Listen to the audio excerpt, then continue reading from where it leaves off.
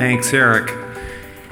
This story, as Eric indicated, is new, it's fresh, the company is tight, we've got cash, and we are drilling for discovery. I think it will appeal to those of you who are looking for a fresh story that doesn't carry any baggage, that has the capability of generating a genuine discovery in our first kick at the can, which will be starting next June, July, and with the attendant possible capital gains associated with it.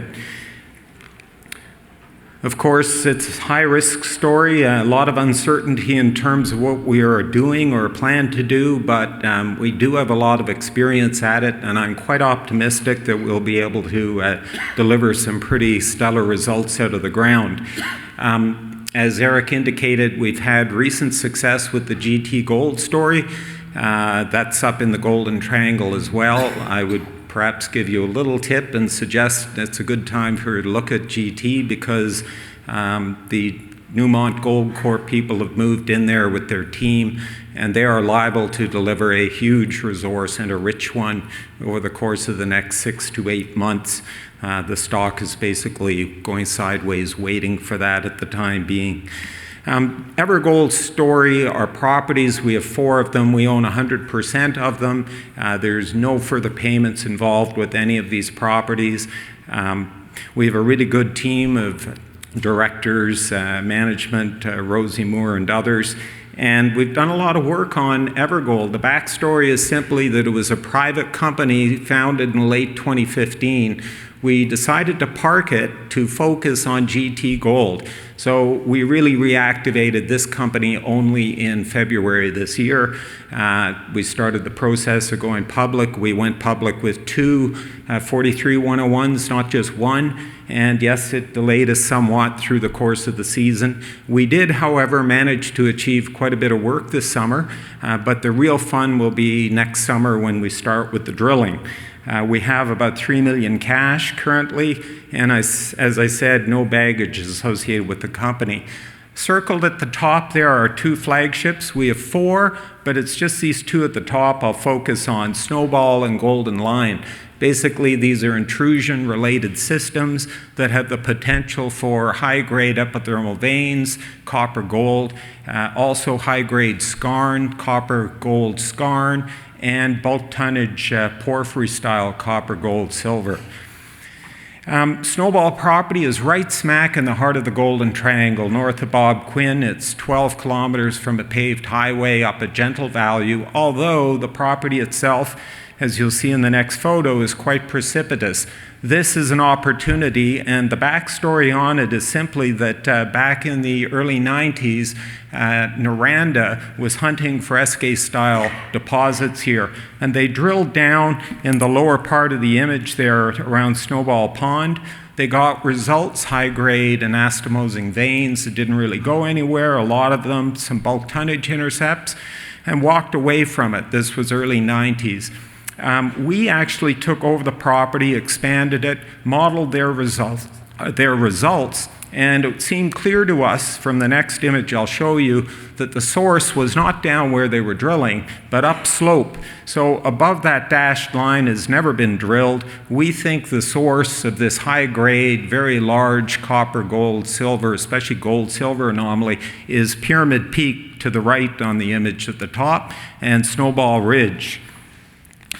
Starting in, so the imagery, or at least the dots you see in the center bottom right of the image there, that's all historical Noranda work.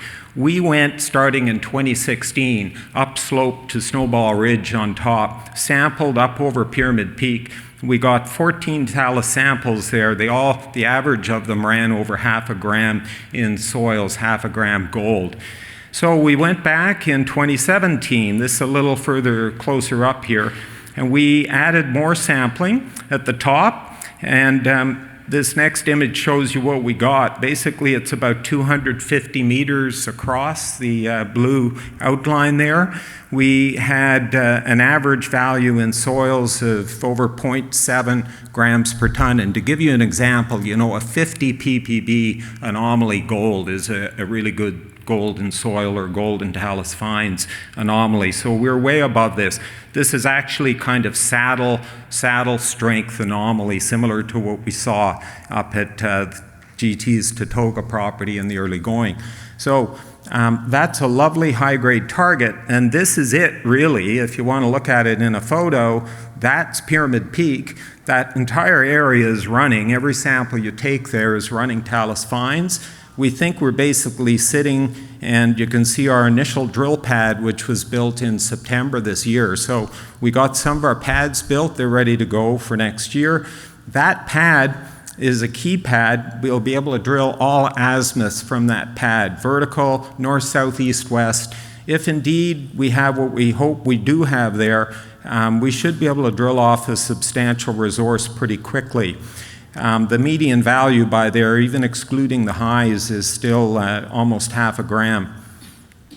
We know this is both a bulk tonnage copper-gold, gold-silver prospect and a high-grade gold-silver vein prospect. It has it all because we've sampled rocks, an example of which you can see there on this target area. So that's Snowball. It's ready to drill. It's going to be drilled starting next year.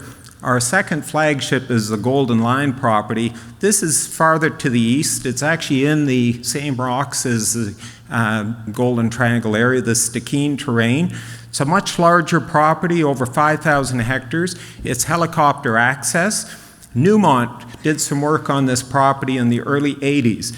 We've identified 3 key target areas down there in the bottom of the image, GL1, GL2, and GL3. And I'll work through those. GL1 is the area that Newmont historically did some trenching and drilling on.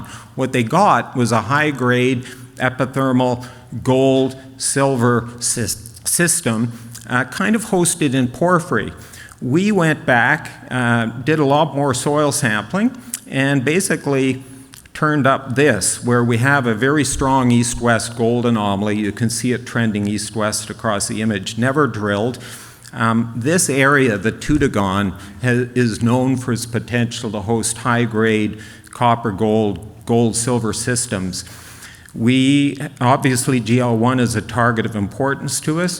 What we've done, though, is expanded the sampling geochemically across the wider property, and it turned up nearby the GL2 target area, which has an amazing complex of mineral styles. In GL2, we're getting very high-grade skarn, similar to what Sun Metals is drilling.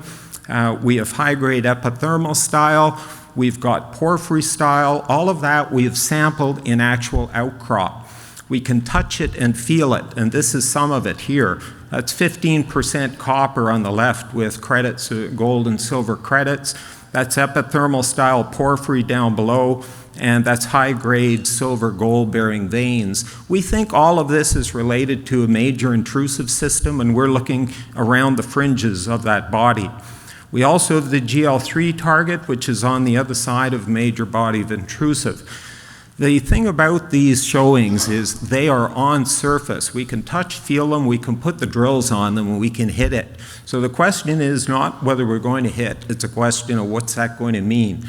So 2 properties that we're going to drill, probably something like 2,000 meters on each, in our initial kick at the can starting in June. If, like Saddle, it's successful in the early going, we'll scale it up rapidly, and the program could end up being much larger than that.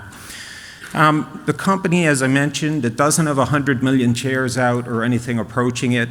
Our current basic shares out is 27 million, but about 6 million of those are held in escrow. So our float at the minute is somewhere around 23 million. Insiders control like 26% of the company. The IPO is really successful. I would say it was the biggest IPO in the mining space, and I'm talking IPOs, not an RTO into a CPC or anything, in Canada this year in the mining space. There have been about 18 of those deals, and most were on the CSE. We raised $3.5 million, and we're well situated or well located now, really, to do what we want to do. So I'll shut down here, other than to say I'd be happy to chat with you at the booth shortly if you want to come by. Thanks very much.